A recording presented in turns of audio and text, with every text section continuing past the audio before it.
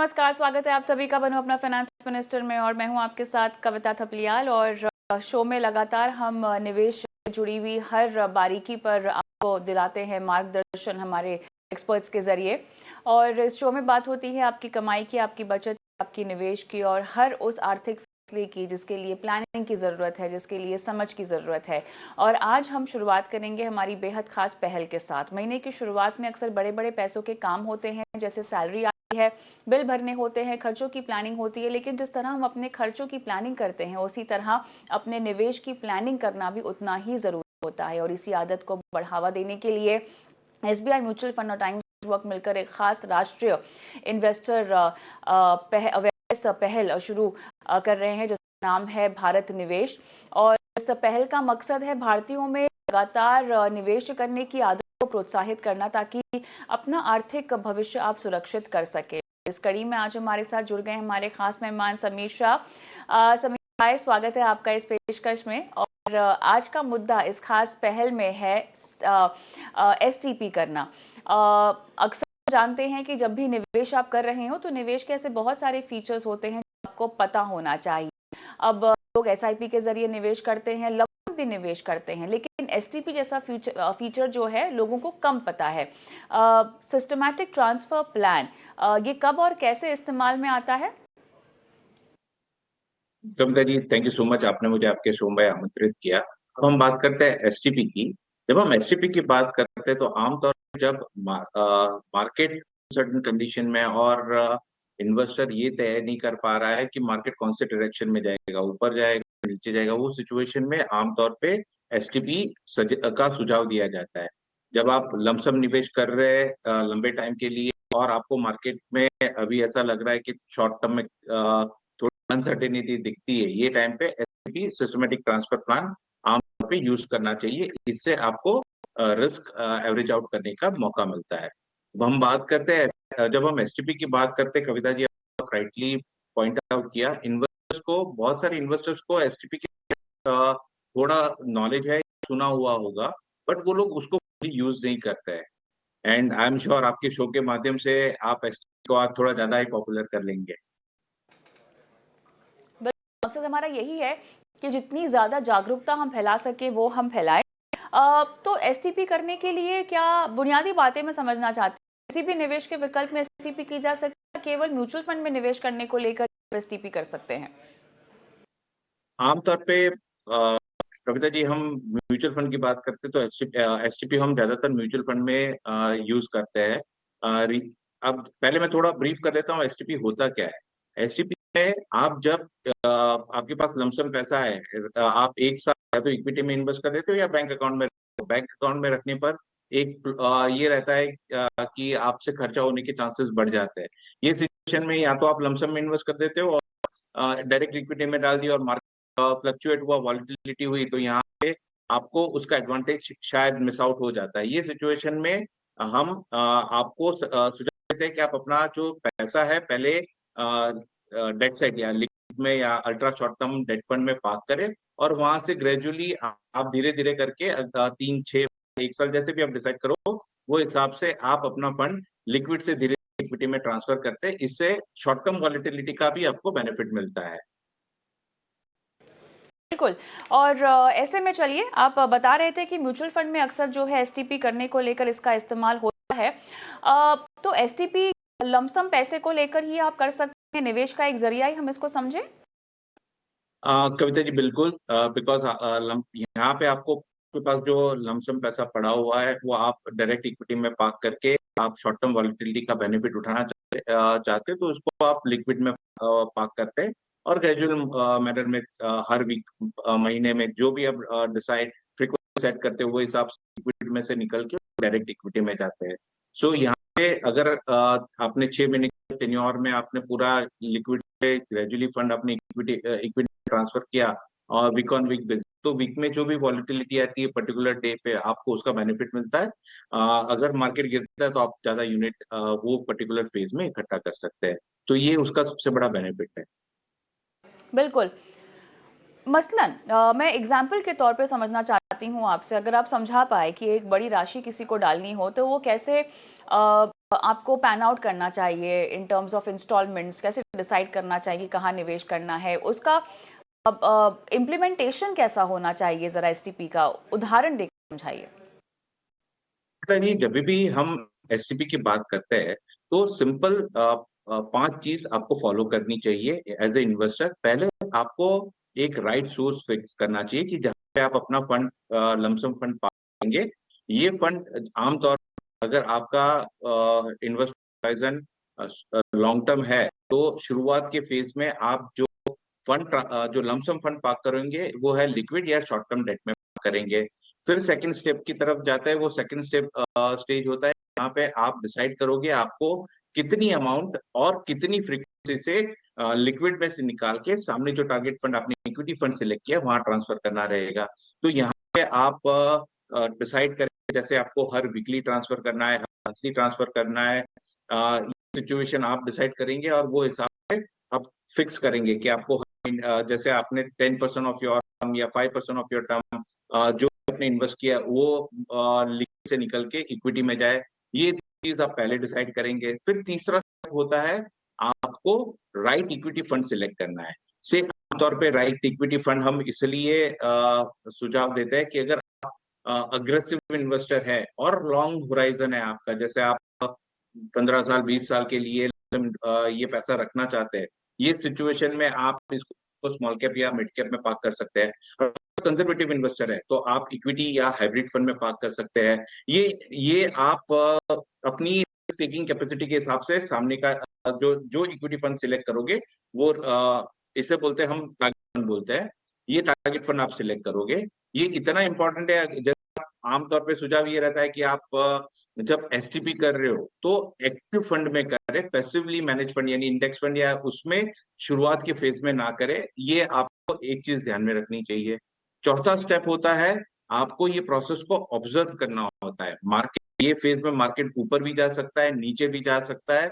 आपको अपनी SIP stop नहीं करनी है। अगर मार्केट गिरता है, आप आमतौर पे देखा है जब जब मार्केट गिरता है तो इन्वेस्टर का स्पॉन्टेनियस बिहेवियर होता है कि वो अपनी एसटीपी एसआईपी स्टॉप करते हैं। तो यहाँ पे स्टॉप करने की जरूरत ना, कि अगर मार्केट में स्पाइक आ रहा है तो अपनी एसआईपी अमाउंट बढ़ाने की जरूरत है। ये डिसिप्लिन आपके अंदर आपको इमोशनली डिटैच करके आपको ये प्रोसेस ऑब्जर्व करना होता है। लॉन्ग रन में आपको इससे अच्छा बेनिफिट होता है। और और आखिरी स्टेप आपको जो करना है, आपके पास एक क्लियर एग्जिट प्लान होना चाहिए। जब भी आप अपनी एसआईपी स्टार्ट करते हो तो आप एसआईपी कब बंद करोगे? बंद करने के लिए आप 3-4 आपके जो भी स्ट्रेटजी होती है वो सिलेक्ट कर सकते हो। जैसे आपको कितने महीने में बंद करना है, एक स्ट्रेटजी वैसे हो सकती है। या आपने ऐसा डिसाइड किया हो कि मेरा जो भी इन्वेस्टमेंट फंड है वो 50% इक्विटी 50% डेट हो जाए, बंद कर दूंगा। तो ये आपके पास क्लियर मिक्स होना चाहिए। या तीसरा पॉइंट होता है आपने अपना जो भी गोल सेट किया है वहां तक पहुंच गए, वो सिचुएशन में अपनी एसआईपी बंद कर सकते हैं, एसटीपी कर सकते हैं। सो ये जब जब भी आप इन्वेस्ट करते हो ये टाइम पे आपको अपना क्लियर एग्जिट प्लान रखना बहुत जरूरी है। अगर ये क्लैरिटी रहती है तो आपके लिए एसआईपी आपके लिए एक स्मार्ट वे बन जाएगा जो धीरे धीरे आपके पैसे को और वेल्थ को सेफली बढ़ा सकता है। और लेकिन थोड़ा सा मुझे ये जो आप पैसे ट्रांसफर करते हैं एक लिक्विड में डालते हैं, उसके बाद टारगेट फंड में आप है चुनाव करते हैं पैसे डालने का, क्या टैक्स लगता होगा? हाँ कविता जी, जैसे यहाँ पे टैक्सेशन की बात करें तो जो डेट साइड वाला टैक्सेशन है वो उसका इम्प्लीकेशन आता है कस्टमर इन्वेस्टर पे, क्योंकि डेट में वो शॉर्ट टर्म टैक्स कंसिडर हो जाएगा बिकॉज आपने लिक्विड फंड से धीरे धीरे पैसा मूव किया है। तो जो भी गेन आया है वो गेन आपको शॉर्ट टर्म कैपिटल गेन पे करना पड़ता है। और शॉर्ट टर्म आम पे जो भी पर्सन की इनकम है उसके टैक्सेशन स्लैब में वो कंसिडर किया जाता है। टैक्सेशन स्लैब के हिसाब से उसको टैक्स पे करना पड़ेगा। ऑलराइट, अनकन्वेंशनल कॉन्सेप्ट्स बताइएगा जहां पर एसटीपी को मुनाफे के लिए भी आप इस्तेमाल करते कविता यहाँ पे हमने एसआईपी के बारे में, एसआईपी वाइडली पॉपुलर है बट एसटीपी भी उतना ही इफेक्टिव रह सकता है अगर उसको सही से यूज करें। जैसे अगर मैं आपको बोल अनकन्वेंशनल एसटीपी की स्ट्रेटजी में आप ये कर सकते हैं, जैसे आपने एक अच्छा कॉर्पस इकट्ठा कर लिया है, राइट? यहाँ पे आपको अपना प्रॉफिट धीरे धीरे डेट की तरफ शिफ्ट करना चाहिए। ये भी एसटीपी के रूट के थ्रू कर सकते हैं। जैसे आपने 1 लाख रुपए इन्वेस्ट किया था over a period of 50 year, वो 1 लाख बन गया है 20 लाख। धीरे धीरे अपना प्रॉफिट सिक्योर करना चाहेंगे क्योंकि मार्केट वॉलेटाइल रहता है। अग्रेसिव अगर आप अग्रेसिव इन्वेस्टर है, मिड कैप और स्मॉल कैप में इन्वेस्ट किया है, तो मार्केट की वॉलेटिलिटी आपके रिटर्न पे इम्पैक्ट डाल सकती है। ये सिचुएशन में आप एक ग्रेजुएट वे में इक्विटी से, जैसे अभी हमने बोला डेट से इक्विटी में जा रहे हैं, वैसे इक्विटी से डेट में भी आप रिवर्स एसआईपी कर सकते हैं। ये पहला आइडिया है। दूसरा स्विंग एसआईपी, जैसे आप स्विंग एसआईपी यानी आप अपने ट्रांसफर मार्केट मूवमेंट के अनुसार कर। एग्जाम्पल के तौर पे, जैसे आपने आज एसटीपी शुरू किया, आपने लिक्विड फंड में इन्वेस्टमेंट कर दिया है। अब लिक्विड फंड के बाद मार्केट अगर आप सेट करते हो कि मार्केट अगर ऊपर जाता है तो आप अपनी एसआईपी बढ़ा, ऊपर जाता है तो अपनी एसआईपी एसटीपी की अमाउंट कम कर सकते हैं। और अगर मार्केट गिरता है तो वो सिचुएशन आप अपनी एसटीपी की अमाउंट बढ़ा सकते हैं। इससे आपको नीचे की साइड जब मार्केट डाउन टर्न होता है वहां पे आप ज्यादा पैसा डालेंगे, यूनिट ज्यादा इकट्ठा होता है, और मार्केट ऊपर होता है वो सिचुएशन में आप कम डालते हैं तो आपका रिस्क एवरेज आउट होता है और आप ज्यादा यूनिट अक्यूमुलेट करते हैं। तीसरा आप कर सकते हो ट्रिगर बेस्ड एसटीपी। होता है जैसे आपने डिसाइड किया कि मार्केट हर 2% से ज्यादा गिरेगा, उस दिन मेरी एसटीपी ट्रिगर होनी चाहिए। सो ये ट्रिगर बेस्ड एसटीपी भी आप कर सकते हैं। इससे बेनिफिट क्या होता है, अगर आपने मार्केट जितनी बार 2% गिरेगा उतनी बार अपना इन्वेस्टमेंट बढ़ाएंगे तो ये सिचुएशन में आप यूनिट अच्छा इकट्ठा कर पाएंगे। और चौथा है आप ट्विन बेस यानी दो म्यूचुअल फंड को यूज करके अपनी एसटीपी आप एसटीपी को यूज कर सकते हैं। शुरुआत में आप अपना फंड हाइब्रिड फंड या बैलेंस फंड में इन्वेस्ट करें और धीरे धीरे वो फंड आप इक्विटी की तरफ मूव करें। ये एक स्ट्रेटेजी भी आप यूज कर सकते हो जिससे आप अपना प्रॉफिट ऑप्टिमाइज कर सकते हो। जैसे ये लार्जली जब मार्केट ऑल टाइम हाई के करीब चल रहा होता है या मार्केट में अच्छी तेजी आ गई है, वो सिचुएशन में अगर आपको लमसम इन्वेस्ट करना है तो ये सिचुएशन में आप बैलेंस या हाइब्रिड फंड में डालें और धीरे धीरे जैसे मार्केट उसका मूवमेंट फिक्स होता है वो हिसाब से आप अपना फंड हाइब्रिड फंड से आप धीरे धीरे में ट्रांसफर कर सकते हैं। ये भी एक बेनिफिशियल तरीका हो सकता है एसटीपी का। ऑलराइट, चलिए, तो भारत देश में आज हमने एसटीपी की तमाम बारीकियां यहाँ पर समझाई है। एक ऐसा रूट निवेश करने का जहाँ पर आप चरणों में बाजार में निवेश कर सकते हैं, लमसम को स्टैगर करके अपने पैसे लगा सकते हैं। एक थोड़ा सा ब्रेक लेते हैं, ब्रेक के उस पार समीर हमारे साथ हुए हैं दर्शकों के सवाल। अब शो की शुरुआत करते हैं, दूसरे पड़ाव की ओर जाते हैं जहाँ पर आपके सवालों के जवाब दिए जाएंगे। व्हाट्सएप नंबर एक बार फिर से फ्लैश कर देते हैं जहाँ पर आपको अपने सवाल छोड़ने हैं। डिटेल में अपने पोर्टफोलियो की डिटेल्स डालिए कि एक्सपर्ट के पास तमाम बारीकियां हो, जानकारियां हो आपको सही मार्गदर्शन देने की। समीर शाह हमारे आज के मेहमान जुड़ते हैं उनके साथ। समीर, हाय, वेलकम बैक। और त्र्यंबक का सवाल लेंगे और इन्होंने कहा है कि ये 10,000 की एसआईपी शुरू करना चाहते हैं 15 साल के लिए, 2 करोड़ करेंगे 10% से, और फंड जानना चाहते हैं। अब्रॉड में काम कर रहे हैं, तो कहाँ पे काम कर रहे हैं मुझे नहीं पता। इंटरेस्टिंग, 36 ईयर्स ओल्ड हैं ये और अपने की शुरुआत करना चाहते हैं। Thank you so much Trimbak, आपने समय निकाला, अपना सवाल हमें भेजा। लेकिन ये बाहर काम कर रहे हैं, बाहर काम कर रहे शख्स किस तरह से भारत में निवेश कर सकते हैं, शुरुआत उससे करना चाहती हूँ क्योंकि इसी से लिंक्ड और भी सवाल हैं। बहुत सारे एनआरआईज भी निवेश करते हैं, तो विदेश में रह रहे शख्स जो हैं भारत में कैसे फंड में पैसे लगा सकते हैं, क्या क्या उसके लिए औपचारिकताएं इंपॉर्टेंट होती है, शुरुआत उसी से करते हैं समीर। तो कविता जी, जब हम एनआरआई कस्टमर्स के इन्वेस्टमेंट की बात करते हैं तो यहाँ पे हमें दो चीज देखनी चाहिए। अगर ये रिपार्टेबल बेनिफिट के साथ कर रहे हैं या नॉन रिपार्टेबल कर रहे हैं। जैसे काफी सारे एनआरआई जो टाइम बिंग गए होते तो वो रेसिडेंस का उन्होंने स्टेटस नहीं छोड़ा होता है, और ये सिचुएशन में वो आमतौर पे हमने देखा है कि वो नॉर्मल रिटेल इन्वेस्टर की तरह इन्वेस्ट कर रहे हैं। एनआरआई की तरह आपको इन्वेस्ट करना है तो आप डायरेक्ट में म्यूचुअल फंड की या डिस्ट्रीब्यूटर या म्यूचुअल फंड की डायरेक्ट वेबसाइट से आप आसानी से इन्वेस्टमेंट कर सकते हैं। सिर्फ आपका एनआरआई या एनआरओ अकाउंट इंडिया में होना चाहिए। एनआरओ अकाउंट से आप सेट कर सकते हैं अगर आप एसआईपी करना चाहते हैं, और अगर आप लमसम इन्वेस्टमेंट करना चाहते हैं तभी भी आप ये दो में से कर सकते हैं। और ये सिचुएशन में आपको सबसे अच्छा बेनिफिट ये होता है कि जो भी आप इन्वेस्टमेंट करते हो, ये इन्वेस्टमेंट आपका रिपार्टेबल बेनिफिट एनआरई अकाउंट से किया तो आप रिपाट्रिएट कर सकते हो, और एनआरओ है तो यहाँ पे आपके साथ रिपाट्रिएट करने का प्रोसेस है वो हिसाब से होगा। चलिए, ये भी जानना है बिकॉज त्रिंबक एनआरआई है या नहीं हमें क्लैरिटी नहीं है, लेकिन कुछ स्पेसिफिक एनआरआईज कुछ देशों के कुछ म्यूचुअल फंड में पैसे नहीं लगा सकते, ऐसा भी कुछ है? Kavita ji, America and Canada यहाँ पे प्रोमिनेंटली उनको नहीं किया जाता है इंडियन मार्केट में इन्वेस्टमेंट करने के लिए। सो ये दो कैटेगरी के लोग, एनआरआई कस्टमर्स, इन्वेस्टर्स अपने मार्केट में एक्सपोजर नहीं ले सकते हैं। इसके अलावा विदेश में जो कोई काम कर रहा हो, भले ही एनआरआई हो या ना हो, वो किसी भी म्यूचुअल फंड में पैसे लगा सकते हैं? आ, कविता जी, आमतौर पे अगर हम देखने जाए तो म्यूचुअल फंड में वो लोग कोई भी सिलेक्ट कर सकते हैं। इक्विटी साइड की सारी अवेलेबल डेट बैलेंस जो भी हाइब्रिड फंड जहाँ पे भी उनको इन्वेस्ट करना है वो आराम से कर सकते हैं, कोई दिक्कत नहीं है। ये भी जानना है मुझे कि अब ये पैसे ट्रांसफर करें, एसआईपी करें तो कैसे करें? डायरेक्ट एसआईपीज हो सकती हैं या एनआरई एनआरओ खाता होगा जहां से पैसा जाएगा? बैंकिंग को लेकर क्या क्या फॉर्मेलिटीज हैं जो त्रिंबक को ध्यान में रखनी होंगी? पहले तो त्रिंबक जी को अपना एनआरई या एनआरओ अकाउंट होना, अगर वो एनआरई स्टेटस उन्होंने लिया हुआ है, सिटीजनशिप इंडिया की नहीं है, वो सिचुएशन में उनको एनआरई या एनआरओ अकाउंट होना कंपलसरी है। उसके बिना वो एज एनआरई स्टेटस में इन्वेस्ट नहीं कर पाएंगे।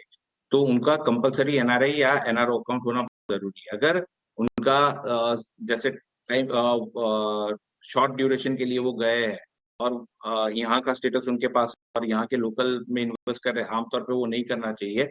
अगर उनका स्टेटस जो टैक्स स्लैब के हिसाब से अगर उनका रेसिडेंट स्टेटस एनआरआई आता है तो उनको एनआरई या एनआर अकाउंट ओपन करना जरूरी है। चलिए, अब ये कौन से फंड आप इनको रेकमेंड करेंगे? 10,000 की एसआईपी, 2,000 रुपए की एसआईपी करने की सलाह होगी या 5,000 के दो फंड्स? कविता जी, पहले तो हम बात करेंगे उन्होंने जो अपने लिए फाइनेंशियल गोल 2 करोड़ रुपए इकट्ठा करने का रखा है अगले 15 साल में। यहाँ पे जो अभी करंट एसआईपी 10,000 रुपए की वो करना चाहते हैं, प्लस 10% हर साल अगर वो इंक्रीज करते हैं तो 15 साल में करीबन 83 लाख रुपीस ही इकट्ठा कर पाएंगे, क्योंकि जो इन्वेस्टमेंट अमाउंट है वर्सेस उनका गोल काफी अग्रेसिव सेट किया है। सो अगर उनको 2 करोड़ रुपए का एसआईपी 2 करोड़ का एयूएम इकट्ठा करना है तो यहाँ पे उनको अपनी एसआईपी अमाउंट बढ़ा के 25,000 करनी रहेगी और हर साल उनको ये एसआईपी 10% से बढ़ानी रहेगी। अगर ये सिस्टमेटिकली फॉलो करते हैं देन उन्होंने जो अपने 2 करोड़ का लक्ष्य रखा है वो आराम से हासिल कर पाएंगे।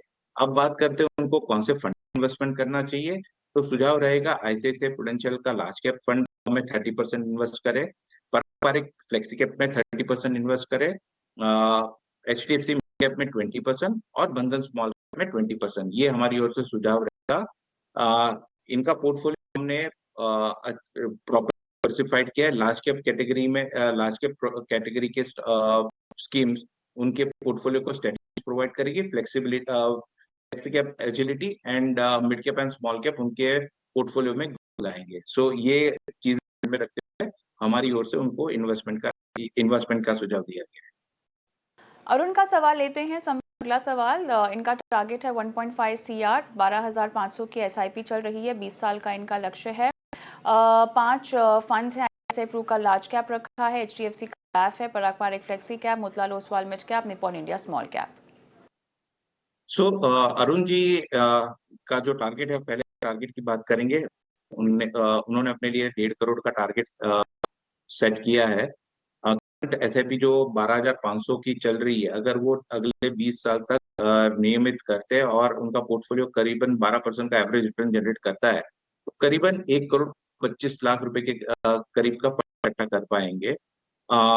उनका जो गोल 1.5 करोड़ का है वो 1.5 करोड़ हासिल करने के लिए वो अपने एसआईपी में थोड़ा सा बदलाव करेंगे। अगर अपनी एसआईपी को 8% से हर साल स्टेप अप करेंगे, ये सिचुएशन में भी वो अपने गोल आराम से कर पाएंगे। और अगर अपनी एसआईपी को वो थोड़ा हाल फिलहाल अगर इमीडिएटली थोड़ा बढ़ाते हैं, अगर 20-21 हजार तक ले जाते हैं, वो सिचुएशन में भी वो अपने गोल जो 1.5 करोड़ रखा है वो आराम से हासिल कर पाएंगे। अब आते हैं उनके पोर्टफोलियो में उन्होंने सारी स्कीम अच्छे सिलेक्ट किए, वेल डाइवर्सिफाइड पोर्टफोलियो है, लार्ज कैप है, मिड कैप है, small cap, flexi cap, balance advantage, सारे अच्छी कैटेगरी के फंड सिलेक्ट किए हुए हैं। हाल फिलहाल हमारी ओर से कोई भी पोर्टफोलियो में बदलाव का सजेशन नहीं है, बट एक सुझाव ऑलवेज रहेगा कि अपने पोर्टफोलियो को रेगुलर इंटरवल पे रिव्यू करने का सेट करें। इससे बेनिफिट ये होगा, कोई स्कीम कंटिन्यूअसली अंडर परफॉर्म कर रही है, ये यहाँ पे आप उसके फंडामेंटल क्या रीजन से अंडर परफॉर्म कर रही है, या फंडामेंटल रीजन है, या शॉर्ट टर्म मार्केट फेज की वजह से कर रही है। अगर फंडामेंटल रीजन से कर रही है तो ये सुझाव रहता है कि वो स्कीम में चल के अच्छी परफॉर्मिंग स्कीम की तरफ रुझान रखे। राइट समीर, चलिए आगे बढ़ते हैं और अगले सवाल की हम और रुख करते हैं। और ये जो अगला सवाल आ ये डॉक्टर सतीश से है। डॉक्टर सतीश कहते हैं कि इनके पास HDFC 50 है, 5000 की SIP करते हैं। पराग पारिक फ्लेक्सी कैप 5000 की SIP इसमें भी इनकी चल रही है।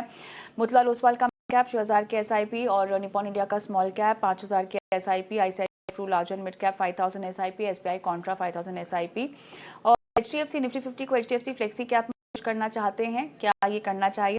मांग रहे हैं नई SIP कोटक कैप में इनको शुरू करनी है और कोई चेंजेस अगर करने हैं तो आप बता सकते हैं इनको। इनका लक्ष्य है 10 लाख, वैल्यू अराउंड पोर्टफोलियो की 10 लाख है और लक्ष्य 3 करोड़ का है 15 साल में।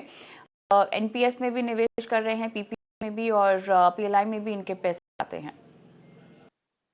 पहले क्वेश्चन था सतीश जी का कि HDFC निफ्टी 50 से उनको HDFC फ्लेक्सी कैप की तरफ मूव करना चाहिए कि नहीं करना चाहिए।